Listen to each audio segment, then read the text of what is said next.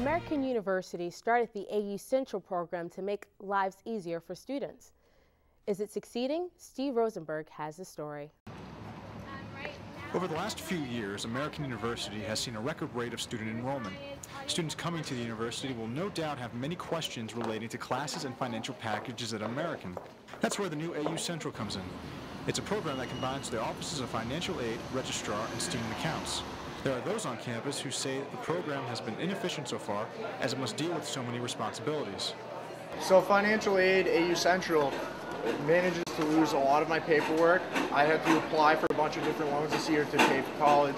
I had to fill out my Perkins loan receipt 3 times. I think it's called a receipt. I had to fill it out 3 times because I lost it twice. AU Central says that they understand the students' concerns. They say that things will continue to get better in the future. Well, it is a multi-year project. So the first year, our phase 1 project goals were to get the center open, hire our initial staff, and then with phase 2, which we're moving into right now, is additional training. I mean, we're going through an entire calendar year, and every week there's something new that comes up. There is still debate on campus to whether or not this program will actually succeed. AU maintains, though, that this program is here to stay, at least for the present time. Steve Rosenberg, District Wire News. 9 civilians are dead in Afghanistan this morning. An improvised bomb planted by insurgents killed the victims, which included women and children. The victims died when their car hit the device in the Paktikya province. The UN reports that more than 1,200 Afghan civilians were killed in the first month of 2010. This is a 25% increase from the same period last year. The world returns to 33 trapped miners as a drilling rig knocks through the underground prison. Camp Hope, where family and friends were waiting for miners, was full of cheer and smiles and tears of joy. The miners have been trapped for 66 days. The men are still a number of days away from surfacing. Relief workers must now decide to pull miners through the rock or to insert steel pipes into the shaft to protect miners before they climb out. Carla Cohen, co-owner of the Politics and Prose bookstore, died today. The store's website announced she died of a rare form of bile cancer.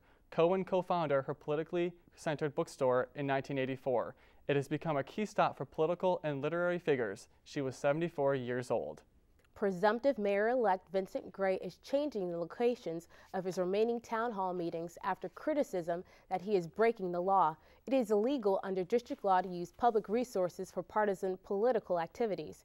Gray held his first meeting at a charter school in Ward 5 and was scheduled to hold 3 more meetings in D.C. public schools. Tuesday's Ward 7 meeting will now be held at Pennsylvania Avenue Baptist Church.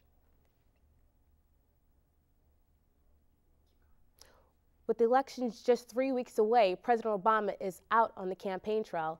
It's part of his effort to fend off sweeping victories for Republicans.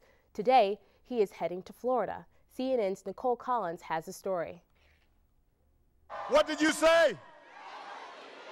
President Barack Obama is back on the campaign trail, appearing to have resumed the role that got him to the White House. Are you fired up? Are you ready to go? The president sounded very much like candidate Obama at a rally in Philadelphia on Sunday, defending his record, ripping Republicans, and imploring Democrats to get out and vote this November. Our job is not yet done, and the success of our mission is at stake right now. The president is stumping in states he easily won in 2008, but where Democrats now face major challenges. Off the trail, Democrats are attacking Republicans over campaign spending, accusing the pro-business lobby, the U.S. Chamber of Commerce, and key GOP strategists of using foreign money in U.S. political campaigns. We now see tens of millions of dollars being spent by the Chamber and a number of organizations, some of which just cropped up. Ed Gillespie and Karl Rove run one of them. Tens of millions of dollars from undisclosed donors. The Chamber of Commerce and Republican strategists Rove and Gillespie deny the claim. They have not one shred of evidence to back up that baseless lie. This is a desperate and I think disturbing trend by the President of the United States to tar his political adversaries. Other heavy hitters trying to protect vulnerable Democratic seats and rally the party's base today are former President Bill Clinton and Vice President Joe Biden. In Washington, I'm Nicole Collins. Coming up after the break, Better Call Buffy, Twilight is attacking. These vamps aren't vegetarians anymore, a real-life vampire attack in Arizona. You won't want to miss this one. And Optimus Prime is taking over DC streets this week. We'll tell you where he'll be.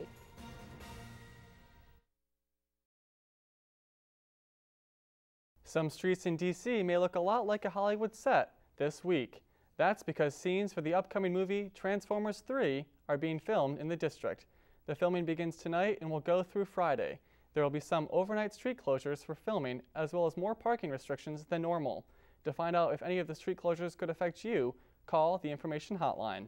2 self-proclaimed vampires are accused of stabbing a homeless man for his blood.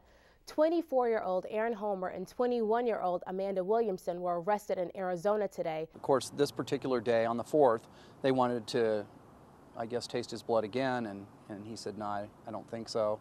That prompted this argument. Police arrived at the apartment to find the two covered in blood. The homeless man says he didn't want to be a part of the couple's rituals. That's all the time we have today on District Wire News. For Stevie Holiday, I'm Jack Weingart. Can you believe that vampire story? I can't believe it. Next we're going to see goblins on the street. I wonder if it has any relation to Halloween. Anywho, for District Wire News, I'm Jack Weingart. Thanks for watching.